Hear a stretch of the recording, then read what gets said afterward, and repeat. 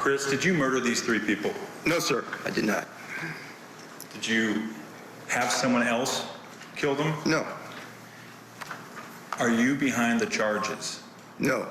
I think the evidence and the expert testimony has shown that.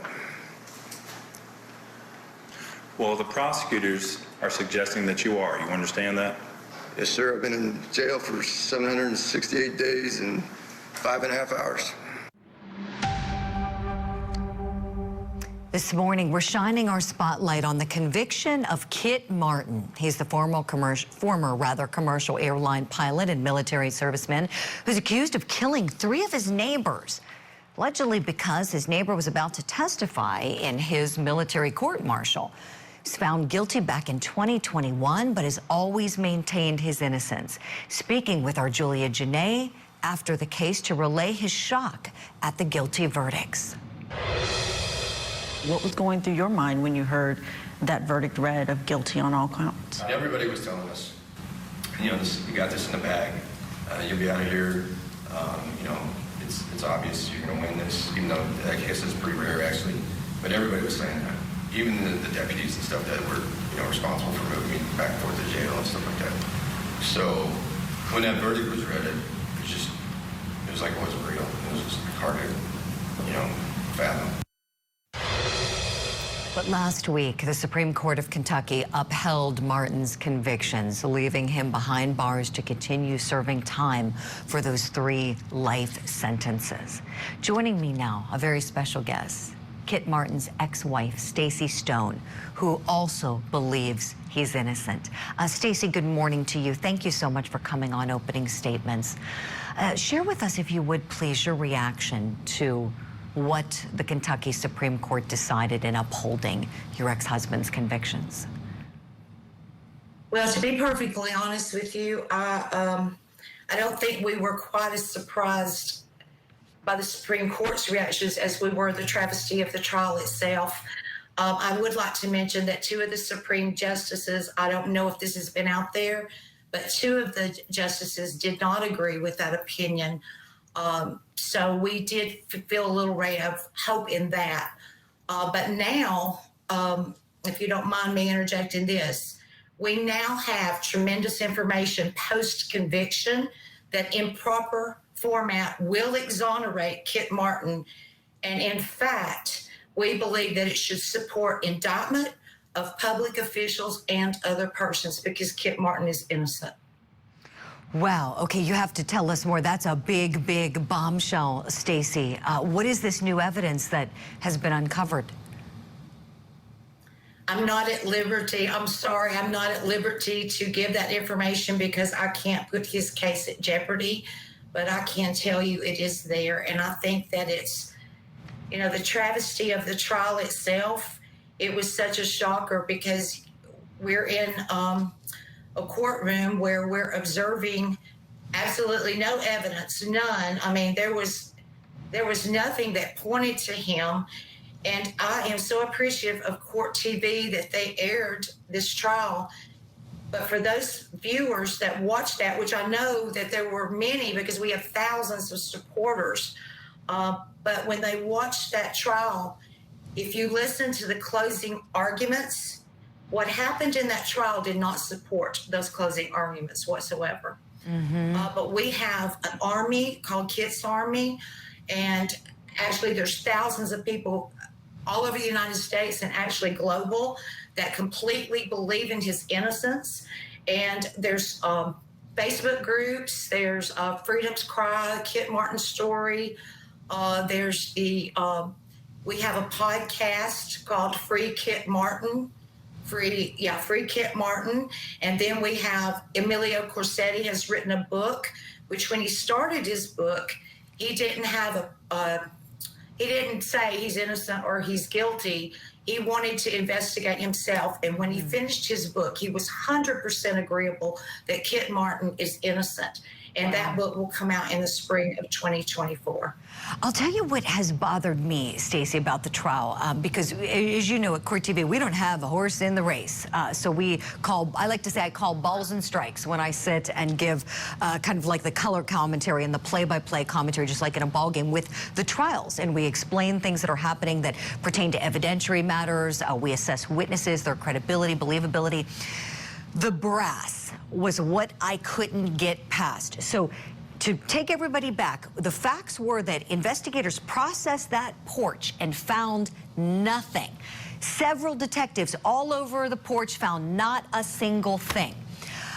Your husband's a military man. I would imagine that he probably does a lot of shooting in his backyard. If I remember correctly, there was a lot of testimony, you know, and if you just leave your brass laying out there, it's going to get, you know, worn and tarnished, all that.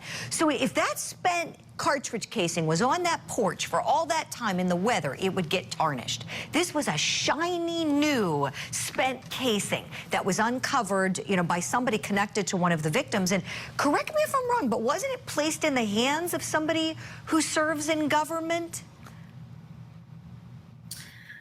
I can speak to what you first said, and I'm not a ballistics person. I'm not an attorney, so I don't want to speak out of turn.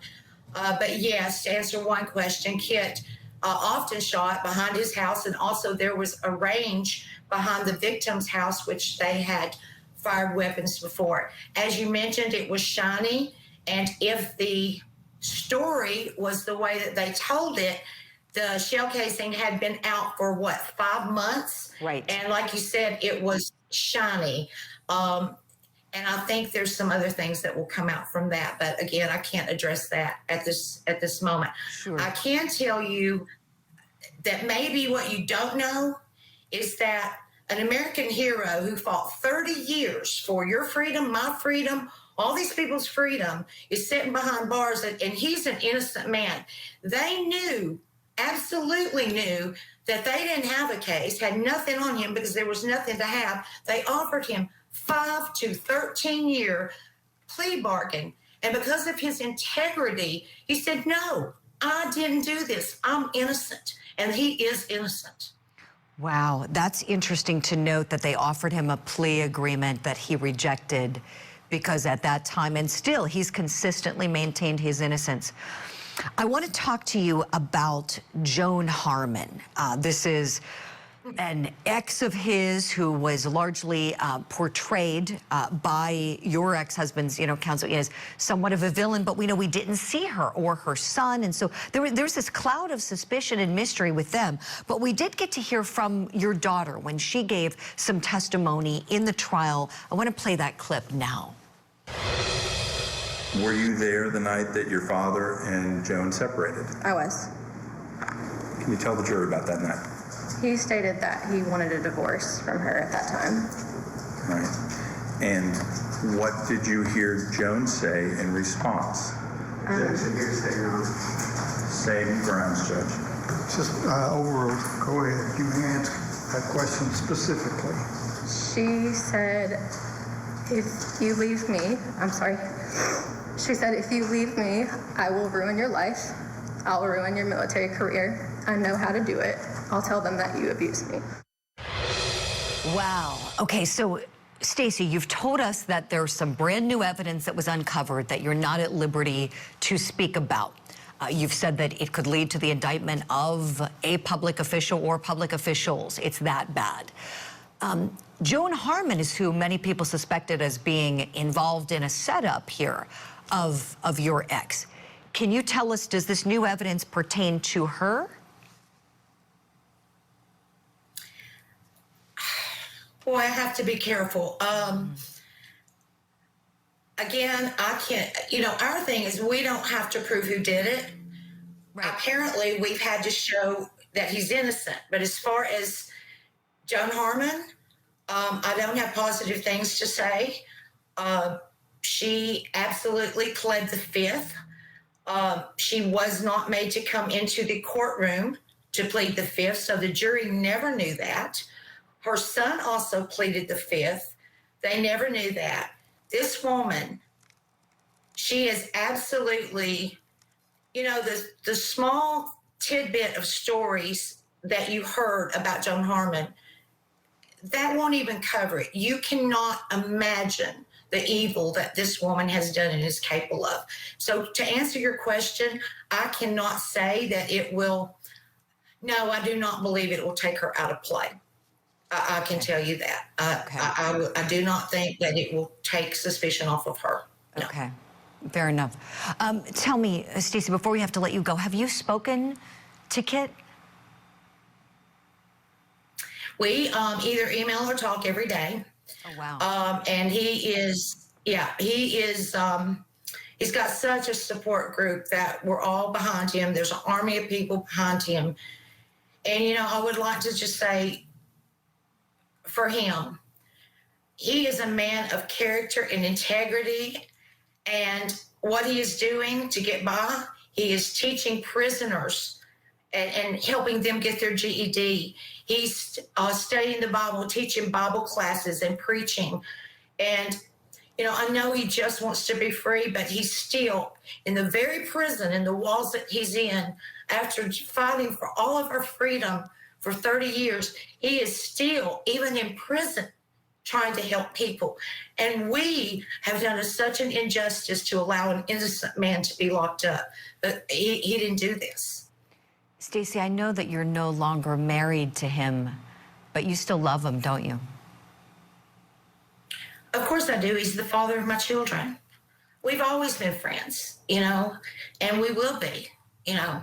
Just because we divorce does not mean we can't be friends. We are still family, and we always will be. Just because we're not meant to be married does not mean we can't be friends, and because we're divorced does not make him a murderer.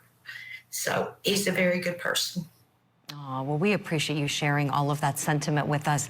Stacey, when you are at liberty to share more, will you please come back on opening statements? Our audience wants to hear it. I get asked all the time, I would say maybe a couple weeks go by and somebody will say, what's going on with Kit Martin's case? I believe he's innocent. There's a lot of interest from our Court TV courties. And so please share with us that news when you can. I absolutely will shout it from the rooftop. Yes, ma'am. Very good. Well, every good wish to you, Stacey, and to your family. Take good care, and thank you again. Thank you so much. Of course. Thank you.